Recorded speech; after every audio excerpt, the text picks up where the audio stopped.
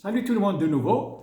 Voilà, je reviens sur l'autre vidéo qui, à savoir, je vais aborder avec vous, bon, si vous les principaux risques que peut rencontrer une entreprise quand elle fait du business à l'international. Bon, vous savez, l'objectif d'une entreprise, c'est bien sûr, c'est de gagner de l'argent, c'est de se faire, bien sûr, de se développer, etc.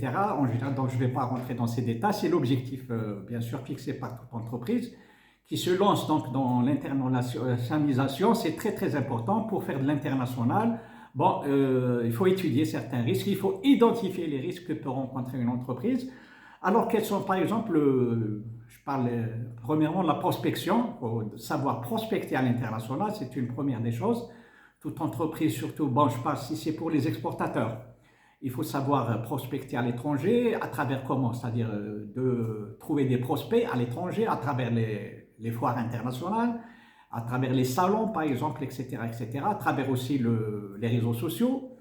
Et puis, bon, pour bien réussir sa prospection, donc on peut trouver des clientèles avec lesquelles plus tard vous pouvez donc nouer des liens d'affaires. Il faut donc que votre produit soit, c'est-à-dire accepté. Il faut argumenter, il faut essayer de trouver donc des prospects pour nouer des relations d'affaires avec une clientèle, donc avec laquelle, je répète, que vous pouvez lier des liens d'affaires pour la suite, pour signer des contrats, etc. Et puis donc pour l'entreprise, je parle toujours donc cette entreprise qui va donc je parle à l'export. Il faut savoir comment aussi, c'est-à-dire éviter, c'est-à-dire je veux dire pour la prospection, vous avez aussi l'étude des marchés étrangers, c'est très très important. Il faut aussi pour l'entreprise adopter donc une certaine stratégie de marketing pour vendre ses produits, etc.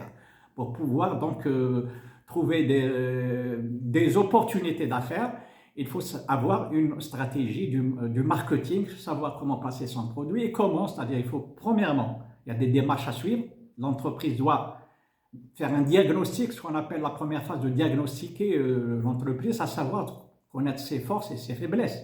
Est-ce qu'elle peut faire face à la concurrence? Étudier les marchés internationaux, c'est très très important. Comment pour les produits, comment ils sont à l'étranger, comment ils sont vendus, etc. Il faut avoir une grille, si vous voulez, une liste des fournisseurs des marchés étrangers pour pouvoir faire face et les étudier comme il se doit. Et puis vous avez l'autre élément, c'est aussi donc le diagnostic export. Vous avez aussi ce qu'on appelle toujours ce marketing, c'est le rôle de la communication que peut jouer donc tout exportateur ou importateur, je vais parler tout de suite après. Il faut aussi avoir ce qu'on appelle une bonne politique de communication. C'est ça la stratégie du marketing, c'est d'arriver à travers quoi? À travers les publicités, à travers, je le répète, à travers les salons d'affaires, etc., les foires, expositions, etc. Et vous avez les réseaux sociaux, le marketing digital. Donc tout ça, c'est des moyens, la publicité, les médias, etc. Donc tout c'est ce qu'on appelle la communication. Donc pour que vous puissiez trouver des prospects ou trouver des opportunités d'affaires à l'export, etc., pour trouver des clients, donc il faut avoir une certaine stratégie, une bonne stratégie de marketing. C'est très très important pour une entreprise. Donc, je suppose, en ce qui concerne dans la prospection, le marketing, c'est ça. Il faut avoir une bonne politique de marketing pour que vous puissiez aboutir et bien sûr, je le répète, trouver des clients et nouer des relations d'affaires avec ces clients. Il faut convaincre, argumenter, convaincre les clients à travers vos produits, bien sûr, le prix, ce que vous allez exposer, votre prix, la qualité, la distribution, etc., etc. Donc, je parle aussi, je répète, j'insiste sur le volet communication dans le marketing, surtout le marketing digital de nos jours, il joue un très très grand rôle. Donc, sans trop tarder, j'ai juste expliqué, vous ai dit que voilà, la prospection, le marketing, le rôle que joue une entreprise et pour les importateurs, c'est pareil. Donc, à travers les salons d'affaires, à travers les appels d'offres, etc. L'importateur, qu'est-ce qu'il cherche? Et bon, ça dépend du produit qu'il va importer, donc il va sélectionner, il va trouver à travers certains mécanismes, etc., comme aussi les réseaux sociaux ou les foires, etc., les rencontres, ça joue beaucoup. Donc, on peut éventuellement, donc pour les importateurs, trouver des fournisseurs, choisir son fournisseur avec lequel vous allez donc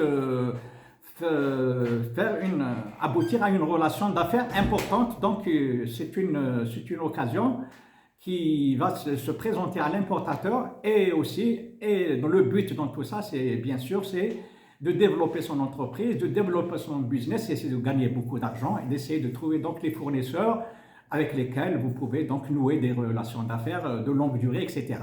Sur ce, je vous dis au revoir aussi. Je vais reprendre à travers d'autres vidéos. Je vais continuer donc sur tout ce qui concerne les documents, surtout la logistique internationale, les Incoterms, je vais les aborder à part.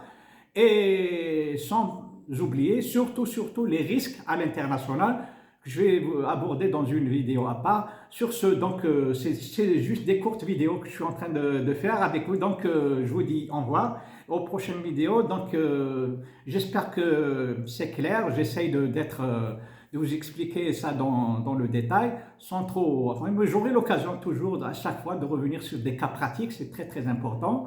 Je développe des fois de la théorie et puis quand arrivé au cas pratique, par exemple dans tout ce qui concerne les risques, etc., j'aurai l'occasion de prendre quelques arguments, c'est-à-dire comment, surtout pour les risques, comment ça peut éventuellement donc impacter négativement sur l'entreprise. Ça peut porter préjudice à l'entreprise ou tout ce qui intervient dans le commerce international. Alors sur ce, je vous dis aussi au revoir et prenez soin de vous et à la prochaine fois. Allez, à bientôt. Merci tous et toutes.